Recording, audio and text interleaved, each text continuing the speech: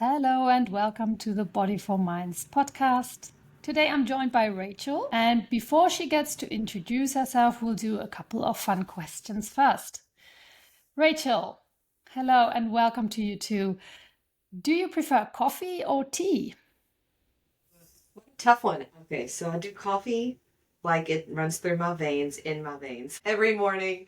But I do love a good hot chamomile tea right before I go to bed. So both, but Nice. to start off, coffee.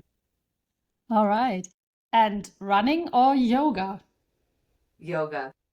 10 out of I thought 10. that one was coming. Yeah, 10 out of 10. I tell you what, I tried running earlier this year and I ended up having to buy knee braces. And then I ended up having to buy other knee braces. And I'm like, why am I doing this to myself? This hurts. And I always preach, if it hurts, don't do it when I'm teaching yoga. And I'm like, well, back to what my body loves, yoga. Totally. You always got to listen to your body. I couldn't agree more. One word that describes motherhood for you right now. Mhm. A mirror. I love that. So true. And lastly, before you get to introduce yourself properly, if you had to describe your career journey in one sentence, what would that be?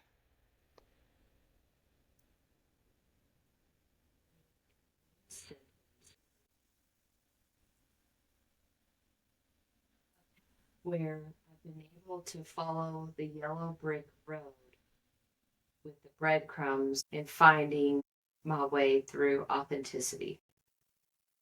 Wow, that sounds amazing.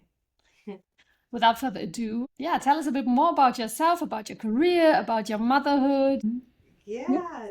So thank you first off for having me on your podcast. It is an honor always to be a guest somewhere else and then also to even have someone curious about me. So I really appreciate that and highlighting and getting the chance to highlight what I do and what I provide. So as you mentioned, my name is Rachel Fitzpatrick, and I do have a podcast of my own called The Fitzin Project.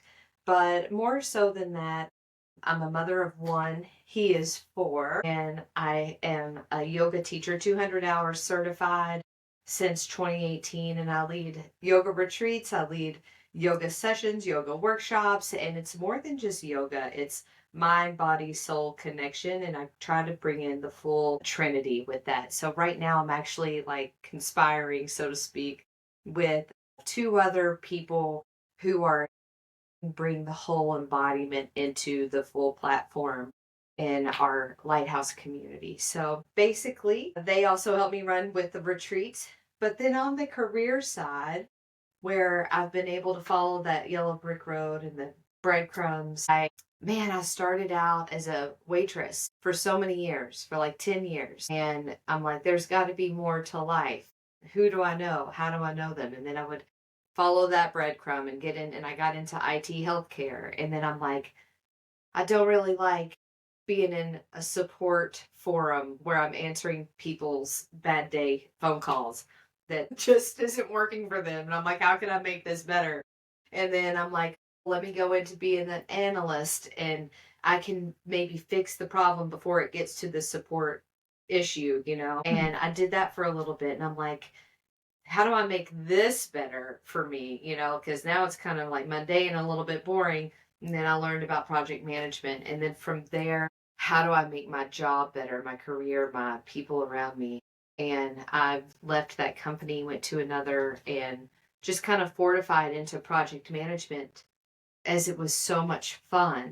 And I just was like, how much more fun can I have? Like, I could travel, I could do everything. I was leading with authenticity and also learning from a space of what I always combined with yoga and these mantras and methods of on and off the mat. So I started making project management more fun in that way.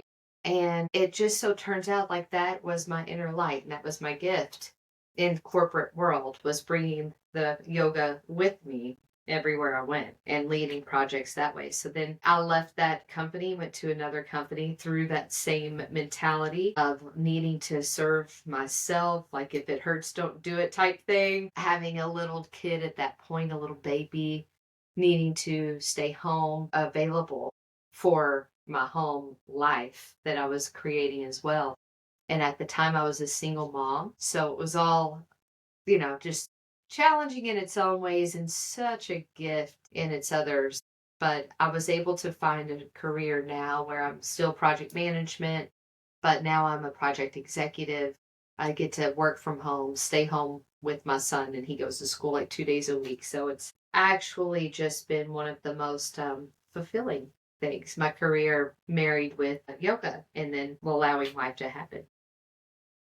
That's wonderful. And it sounds like you've had a lot of, yeah, you poured a lot in there. It's not just, the job was there, you did the job, but you thought about how can I make this better? How can I make this more aligned with me? Which is exactly also what I'm helping mothers to do, because I don't think it comes naturally to everyone. And I'm wondering how much, I think you alluded to it, but maybe we could go into that a bit more deeply, how much a part your yoga practice has had in making you also think that way. Or do you think you were just naturally always like that a little bit? And yeah, I'm just curious to hear more about that.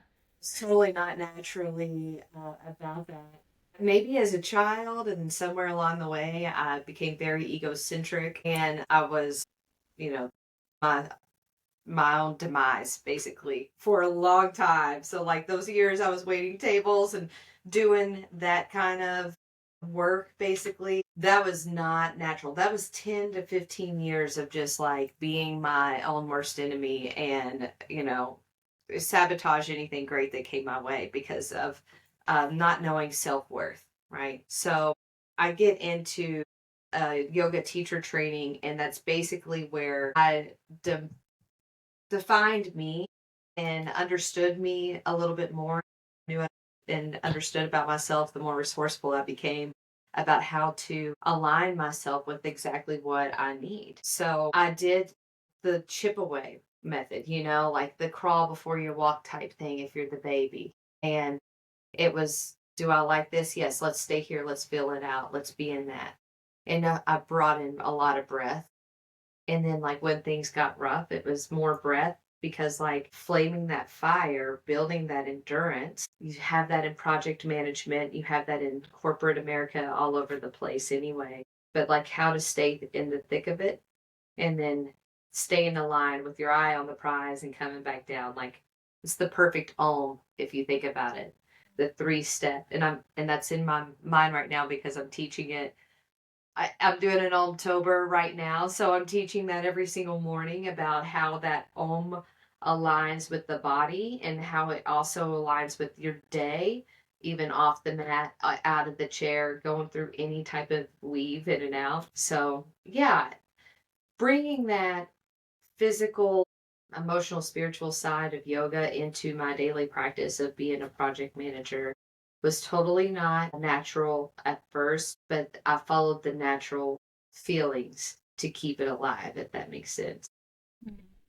So, but your yoga teacher training, that was also before you became a mother then, or hmm yeah? Yeah. I did yoga teacher training in 2018, and I got my PMP, my project management professional certificate, in 2019. All right. Wow. Two certificates or degrees in the same very, very short time frame. Wow, that's amazing. Yes. Well, I'll tell you, in that spark, so that I graduated from yoga teacher training in March of 2018, but it was like a 8-month program that was just so deep in my soul of like digging out what didn't serve me and making so much space for what does. And I think when I just got rid of a lot of stuff, weeding my own garden, so to speak, I was able to make the space because then in 2020, I got pregnant with my son, and, life just unraveled from there. In 2021, I moved. So, yeah, every single year has been this like big, giant transition every single year. Because in 2022, I got my new job. And then in this year, 2025, I got promoted to project executive. So it's like everything has just like stepped in its balance with ever since I decided to listen to it. to allow it in and kind of, Yeah. also I think it sounds very much like the yoga working with the breath, with the body. And then in yoga, you also align the breath with the movement that has been transformational for myself too. So I can really relate to that, kind of allowing that space in and the opportunity in also, and feeling able to hold the opportunity that arises and the challenges that arise too. I think there's a difference in whether or not you're kind of seeking challenges too in a healthy way, rather than, constantly chasing something, and being able to hold them, or just, being tense and staying in your spots where you are. Would you agree to that? Do you feel like you're like being in your body physically and working through that has helped you basically step into those challenges? Oh, yeah. Yeah. I think you nailed it. Like being in your body and using that breath to move it through, right? You don't want to ever just like stay in one place at one time. We're really just not supposed to. You know how stiff we get it just in our body if we're just sit for a long time, if we're like even on an airplane for a long time. Like, my gosh, like how our body craves to move. Well, all of this energy does the same thing. Like it craves, your soul is craving that next level. Your soul is craving for you to just do something that excites you, that can align with you, that can open up this space. But in order to be able to do that, yeah, you got to get rid of the stuff that's not meant for you, that Yeah, you that's not have serving maybe you. allowed, you know. Yeah. Yeah, that's beautiful. And I love how you bring project management together with the yoga, or how that aligns for you. Because I think you also say your slogan, if that's okay to say as a slogan, is Yeah. business of yourself. Mm. That kind of yourself, you can be your own project in a way. Do I Oh, understand that yeah. right? Yeah. And the business of yourself is like my key to success. You know, we are the most important projects we're ever going to have. You can call yourself a project or not. I will call it a project because that's just the way my brain is here. And it is where you can meet that ambition, but also aligning in your self worth. And you don't have to sacrifice one or the other because it's a balance of life here. And that's how it is. Like that yoga, that breath and moving it and out of the body, making it go through you. Projects also have a start and an end time, but there is also another one that's waiting to begin, and it's cyclical. If you're in project management, your job is cyclical. If you are a mother, you're cyclical. The same project, you never have that child on that day as that age over again. It is cyclical, it's ongoing, and that's what kind of, it's like that infinity eight that just moves here. And that's how I feel about this being in the business of yourself, is just always just like ever flow and move it. And sometimes you come back to things that you've encountered before, and sometimes you wonder, how did I get back here again? But then you realize, oh, I was supposed to come back here because, there's still something that needs resolving or Oh, so. And I think as women, we're born cyclical, because we've got our monthly cycles and all of that. Yeah, I like that. And I think yoga and project management, like you were saying, projects, sometimes you come across like difficulties. So in yoga, when you go into a pose, maybe one side is a bit harder than the other, and you also have got these blocks. And then what you got to do, kind of breathe through it, and and ease into it, but don't go too far to hurt yourself. And that's also similar, isn't it, for project management? Because if you then just overextend yourself and you're in burnout because you've worked so hard, you can't finish your project either. I see a lot of similarities there too. And would you say that yoga grounds you and the project management pulls you more like away into kind of into back into your head, or how would you, or is it more, is it a real balance, or how would you put that? what a great question. What a really great question.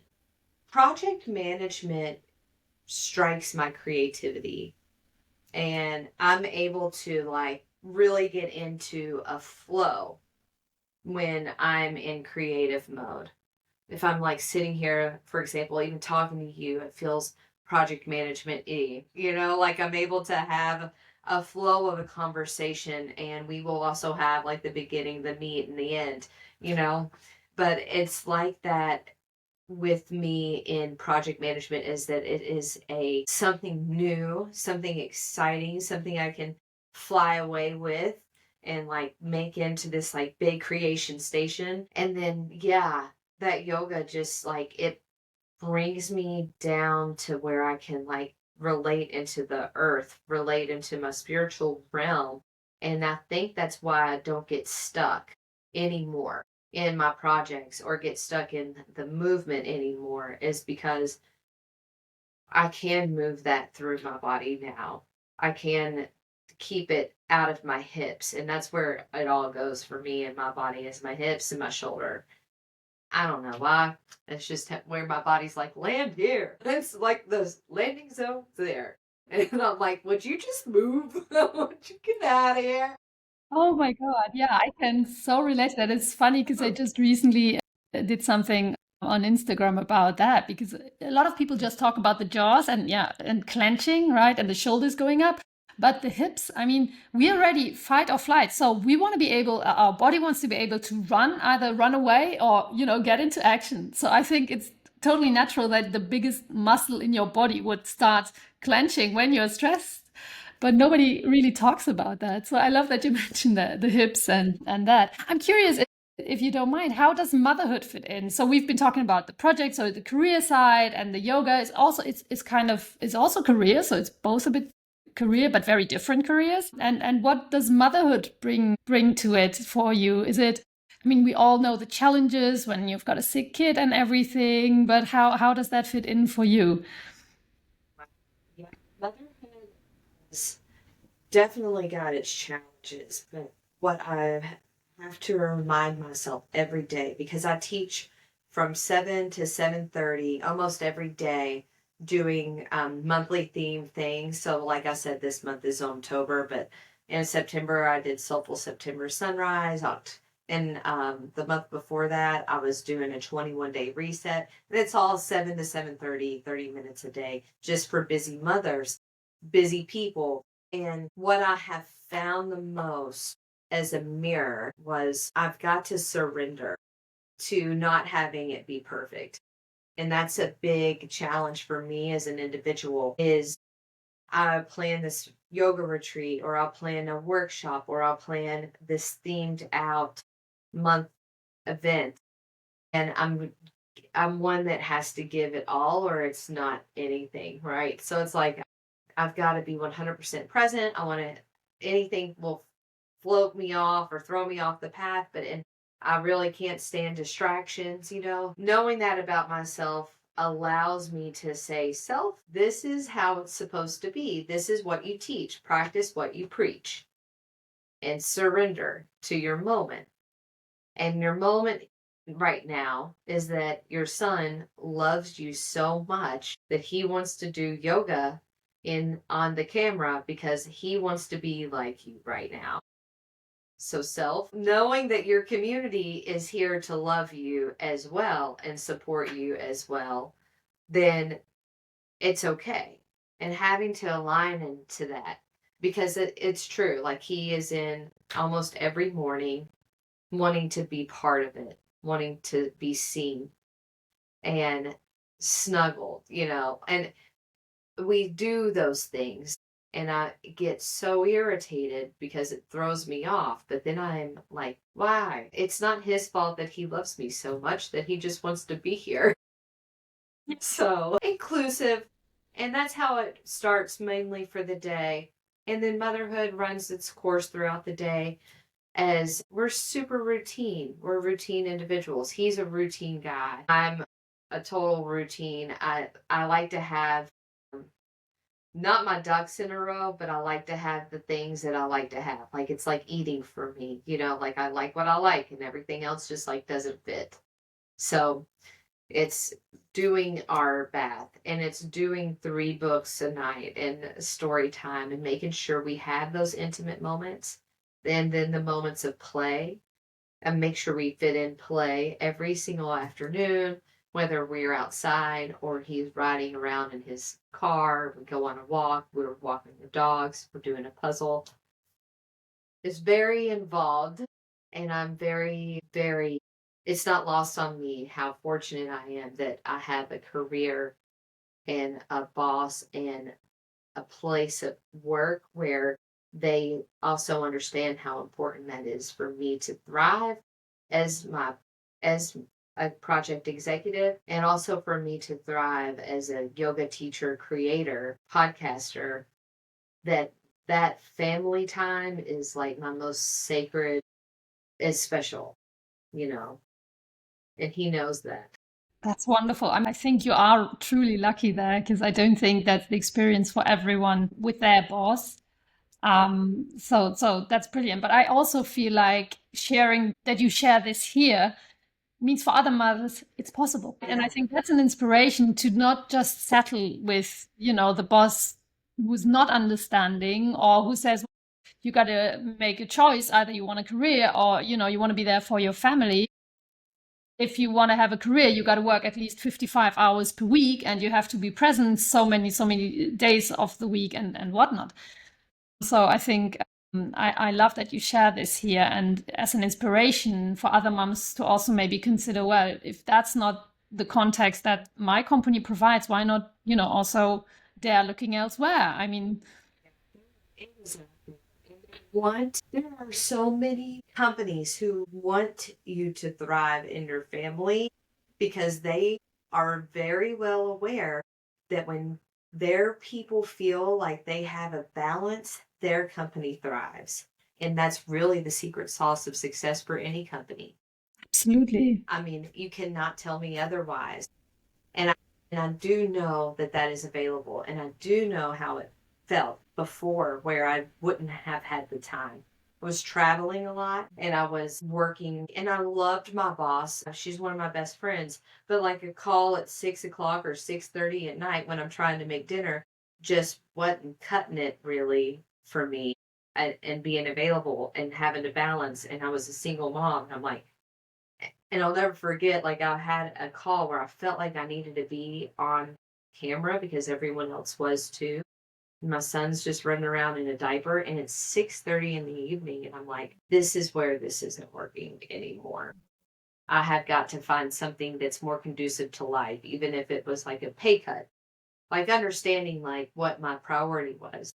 And I got lucky. It wasn't a pay cut, but at the same time, it was a level up, but it was a level up in effort and times that needed to be a level up so I could level up in my whole life and find that balance. Sure. Yeah, and it's wonderful that you took that risk. It was also a risk, right? Because you never Oh know yeah. what you get, and it paid off. And I think that's an inspiration for other mothers too. Oh yeah. Is there anything that one thing you would tell another ambitious mom from your own experience, from your perspective also as a yoga teacher? It's often hard to say this. One thing that changed everything, something that you feel really does make a big difference, although it's probably a combination of things that has made this move easy for you, also taking that risk maybe, or anything really. It's a total combination, but I help people find the careers they seek. But it's part of what I start most people with is getting clear, that clarity. What is it that I actually truly want? Because at the end of the day, it may be just the balance of family, work, life, or at the end of the day, it might be I need more money. And then we identify those blocks. Like, what is it that's preventing you to get there where you're at now? Can that be moved? Or do you need to pivot and find another doorway? The longer you stand in line all night at a club to get in the club to find out that you have an hour before the club closes, or do you go around the building and see that there's a side entrance that's also letting people in the club? You know what I mean? So you Yeah, have the time. yeah, yeah. You got to find opportunities for yourself. So you need Exactly. priorities. You need to know what you want and what you need. I don't know if you share that experience. Often mothers feel like, but I don't have time. I don't even have time to think about myself. I don't Yeah. even have time to think about my personal development.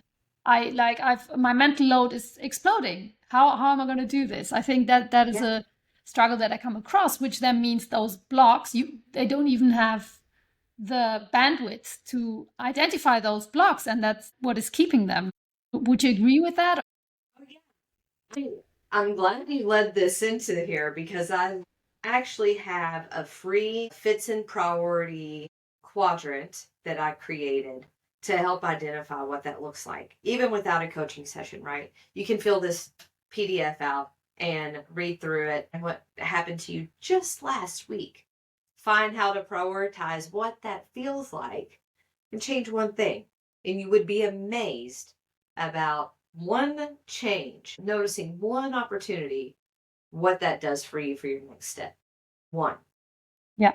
It is wild. It's like there's your voodoo magic for the day. Like, here's your fill up your cup, and there's one thing. So I will totally share that. It's called Great. the Mini Fits and Prioritize PDF work, whatever. I don't even remember what I've named it, but it's a priority sheet and it's just a worksheet and you can do it. You can think about it. It doesn't take a lot of brain power or a lot of time, but it will help you see where your time is and like Mm. how you can make one tiny change to move through it.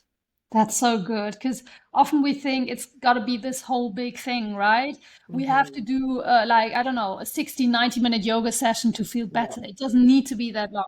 Or we have to go on a long weekend to actually get a break. No, it's about these micro moments, the priority in to take small pockets out of your day to reconnect and then find out what it is that you really want, what you need, and what the next step could be. It doesn't have to be always this massive Caribbean 2-week getaway that is kind of giving you what you need, because that way we're always putting it off, right? It's always kind of a reason to, yeah, but I don't have the time, I don't have the money, I can't do it. And that's the reason we are kind of preventing ourselves from actually accessing those small steps and those priorities that we can set from within. Wouldn't you agree? Yeah. One, there's really not other people that get in our way more than we get in our own way. And Mm. I just want Yes. everybody to know that, like in real world terms. If you think other people are in your way, please look at yourself for a minute. You are in your way far more than somebody else. And that is just the fact of it. Like, also, yeah, I love the fact that there are these weekend getaways and you can go and do and reset however you want to. And yeah, that might seem luxurious, but let's not get lost in the fact that those people that go to that, they did this work too. They are not overnight success people. You don't jump out of a plane just because you said, I'm going to go be a skydiver. No, you take a little course and you learn what the impacts are and you just like you're taught like the risks and all the things. And then you go and you either jump or you don't, you know? So that's the decision key is you go through these tiny little moves, as you said, and it's like what I said a minute ago, like it's the breadcrumbs on the yellow brick road. Yeah. Just picking it up, and at the end you'll have a loaf, you know? So yeah, I offer retreats and I find this so fun because I just had one last weekend and the people that went they weren't people that just started and met me one day and was like, I'm going to go on your yoga retreat. They have been in my community for a year or longer and knew me and built up the trust to say, yeah, I I know what she's got going on. I know that she's going to make this transformation and I'm going to follow the breadcrumbs that's going to lead me to my own path to see my transformation through. That's what they did. And then they all came out with the quantum leap of their own after they did a little breakdown and a breakthrough and it was just amazing to see. But like they didn't start there. They didn't No, because start. they started realizing this is my priority, this is what I want, and this is what I Yeah, need. So I'm willing to invest into that. So, even if absolutely. it's a financial thing, maybe there's a way to start saving up because, eventually that's what you want to do. But it doesn't mean the only way of getting to where you want to go is by going on retreats all the time You got to start small. You got to start somewhere to allow yourself actually to see that you are worth going on a retreat also in a way. Right? That, this is money well spent because by the end of it, that's what you'll get for it, but only because you've already had that taste from the crumbs, right? It's the cookie crumbs in this case, maybe. Exactly. Like, and I'm not everybody's cup of tea, cup of coffee. You know what I mean? Like, I'm not made for everybody. Thank God, because like I don't even know that I can handle that. But I am made for some people, and for the ones that I'm made for, it's a nourishing accomplishment because it's not even mine. It's what I show you what you are in and what you are capable of being, and like this is your truth and your power, and let's marry this ambition with your self-worth. Let's bring both of those together. And again, like you are the most essential project you will ever have. And like, how can you be in that authenticity and stay there? I mean, you can get to the authenticity as well. You can follow the breadcrumbs, eat the bread, and then fall back off. I've seen it happen a bazillion times over, but like the key and the magic is staying in it. Because once you see it, you don't unsee it. And then how do you stay and not going back? Or even at least know where those breadcrumbs are. So, you can come back to that because we all sometimes fall off, I think, to a degree. But then we know, oh, there were the breadcrumbs, right? We got to go back to those to kind of feed ourselves in a way. And I think that's really important. Once you've done that, you can come back, and to know that in yourself and to trust that you can do that is also really important to try new things and risk and maybe go, breadcrumbs over there too. No, they're not. So I'll go back, or that direction. I think that's really important because often, especially as mothers, we lose ourselves a little bit because we're taking care of everybody else, right? And then sometimes initially it's hard to know which way is actually the way back to me because I wear so many hats. So I think that's also important to acknowledge that the practice of connecting to yourself, to your body, be it through yoga or be it through other ways, breath work. I just had an interview where you can regulate and reconnect with yourself through art also. So everybody can find a different way. But if you know that there is that way, you can always come back to it and reconnect. It's your transportation. Yes. I mean, if you are one that loves to travel overseas, are you going to go by ship or by plane? You know what I mean? Like, let it be the one that takes you to your next step without judgment and without being in your own way. Don't blockade it. Yeah, absolutely. And another question I'm wondering about, you have got these two beautiful careers, you've got a beautiful son. How do you connect with yourself? You just mentioned you have this morning practice 7:30 that you offer to other people, but as an instructor then you're probably more in the instructional setting mode, and then you've got your son there. So but what do you do as a practice for yourself?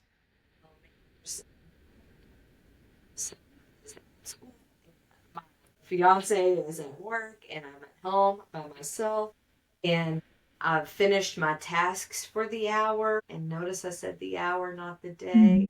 And I can then take a minute to reconnect and fill up. And that's what I do. But in the mornings, especially before the day begins, before my fiance even thinks I'm awake, and I'm just feeling out my body and I'm having moments of gratitude. I've got another day. Like, what is there to see? Let me be open to the opportunities. Let me create. What do I feel? Where do I feel it? Which chakra feels closed?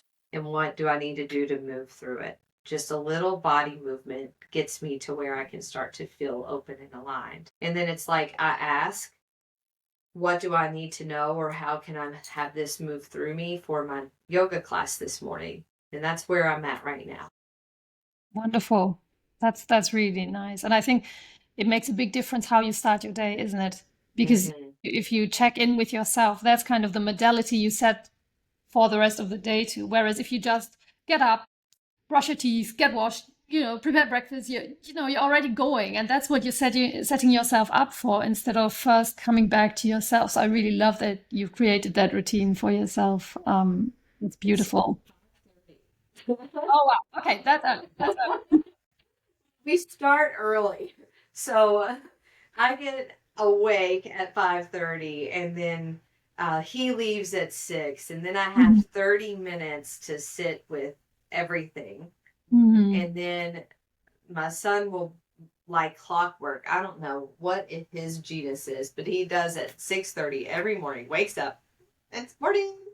And No then alarm. no, Oh wow. no, no, he is a morning bird. And then I come in, I set up the recording session and start my yoga. Right. That's wonderful. Yeah. Yeah, But yeah. I also want to take the opportunity to say I know there are a lot of moms out there who keep hearing, oh, you just get up earlier, you just get up before the kids, you fit in that me time before they even get up. And I know that that's not a reality for everyone. Would you have, No. from from your perspective as a yoga teacher, what would you recommend to those moms that the kids wake up with them or that just need that extra bit of sleep because maybe their kids are night owls and go to bed late and all of that? Do you have a recommendation for those moms? Yes. Notice when he first asked me, my first response was not the morning, because that's kind of new, right? It's kind of Okay. new, and Okay. it's been going on since August that I've been able to do that, because that's when I started my 21 day. Because I was like, I'm going to have to be the thing that I'm trying to teach and all of that. But what I said was, in the middle when he's gone, like my son's gone to school and my fiance's gone to work, and like I've got the house to myself, I have a moment to myself, and I will do a 5 minute meditation, maybe 1 or 2 minutes. I could light a candle, and just noticing the opportunity around going on a walk is even great. But if I'm even at the office, like what I used to do, I would drive home, and I always did this. I would sit in my car before going in after work for like 10 minutes and just sit in my car. And even now I do that. I will drop off my son at school and I'll just sit in my driveway for 10 minutes. I'm sure my neighbors are like, this lady. So, but just sitting there in the silence, and after it's just kind of like cooled down. Transitions also, from drop off or from work to the different modalities we're going into are so important. And it doesn't even have to be 10 minutes in my experience. Sometimes it's just acknowledging and taking a deep breath can already make a difference. Or when you're at the office, maybe you've got an important meeting, to kind of allow yourself 2-3 minutes before going into the meeting to just be with yourself and to tune in will make a difference in how you show up at that meeting and how maybe also confident you come across, or if somebody will speak over you and all of this. And it's such a small moment. It's such a small thing to do. Yeah, I love that you're honoring that and that you're still doing that transition time in your car. No matter, it doesn't matter what other people say, right? I think that's something we all can still learn, and yeah, I love it. Great. It's thing.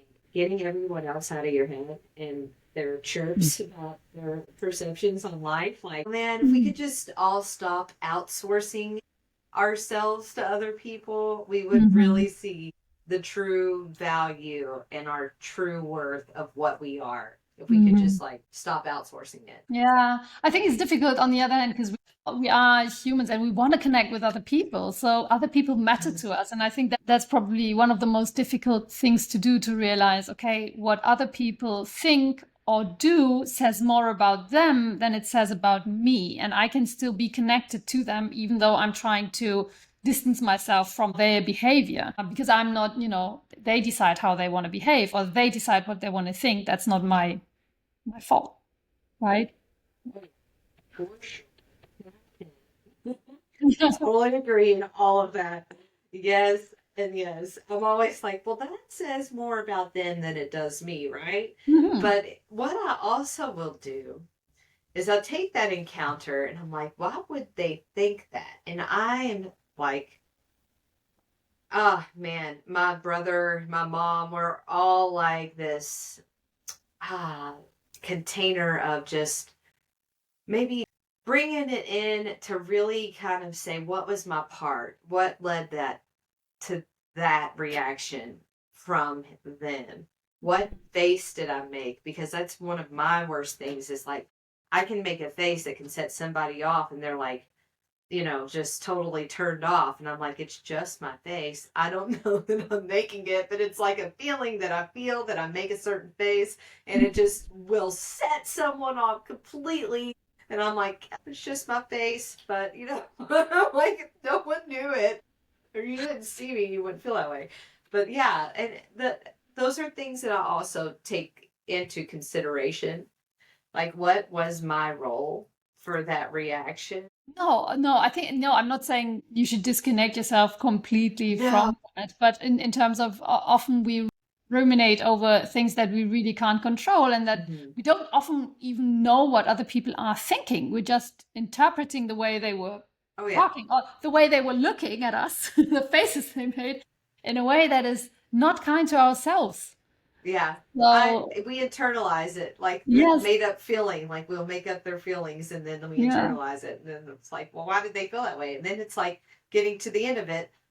They never said they felt that way. They never Exactly. said Yeah. that they were even thinking that. And I just made this whole thing up. And now there goes Because we're 15 in our minutes. heads. Yeah, because we're stuck in our heads sometimes. So Yeah. rumination is for me always a good sign that I've got to come back to my body and, either yoga or exercise. Then I know, and afterwards I'll have so much more clarity. Yeah, that. There's one more thing I was wondering about. If there's one thing that you'd love other mothers to take away from what we've discussed now, what would that be? The one thing that I would love to see more mothers do is know that they are just as valued and worthy of connection, change, love as they give their kids. Because I think as mothers and nurturers, we tend to want everyone else in the room to be happy and feel safe and seen and loved and nourished. And then by the end of it, maybe there's not enough time for ourselves. And that's where we feel that we don't have enough time in a day. But if we could give ourselves these tiny pockets of love and nourishment like we would our own children, that's where that shift begins. And you're never going to, it's not selfish, like you're never going to be more loved and nourished than what your kids are. And when you're in that capacity, but just allowing yourself to receive what you give in from your heart, but also receive it. That was beautiful. Thank you. If listeners wanted to find you and maybe, I don't know, if that's an online session you said that you're doing in the mornings. If they wanted to join that, where would they find out more? Where could they sign up? And of course, we'll put that all down in the show notes too. Best ways you can follow what I'm doing and everything on Instagram, and that's the Fits In Project. But I have a website called fitsinyoga.com, and I have everything on there as well. I'd love for you to subscribe to my newsletter to be part of my community. That's my most intimate way of communication is I send out one email a week through my newsletter, and I've got my mini prioritize, the Fits and Prioritize thing that I will give to you as well. So if you wanted to download that or have access to that, you would join through the subscription to the newsletter, and then that would send that through email once you do. So yeah, there's multiple ways to get in contact to be part of my community. And I would love to have mothers seeking just some self love and self worth, and all while mixing it with ambition and family. Like, come on in. Right. I love that. Wonderful. And lastly, what's one small moment recently where you felt most like yourself, grounded, connected, or simply more you, where you really felt that and I don't know, that gave you a warm feeling and yeah. Asking me all the time. I was at my yoga retreat and I was leading the workshop in the business of yourself, and that's my whole MO basically. And I knew I was in my right place at the right time doing the thing that I knew I was meant to do, as I felt my whole body just open up and there was so much release and overflow. We were all kind of emotional in this sense, but witnessing the breakthroughs of my students that came to that in a forum that I was actually leading, I just knew in my heart, like my son was safe, everything was protected in that moment. And I was doing exactly what I was supposed to be, just beyond a shadow of a doubt, the most certain clarity. So beautiful. And you can carry Thank that you. with you to the next retreat, Yeah. Yeah. into your life, of course, into your day. Yeah, that's beautiful. Thank you so much, Rachel. I really enjoyed our conversation. I think we've covered so much, and I hope our listeners can take away a lot for themselves too. So yeah, Oh, thank you for joining me. you're welcome. And thank you so much for having me. It was such a treat to talk through this. Thank you. Thank you.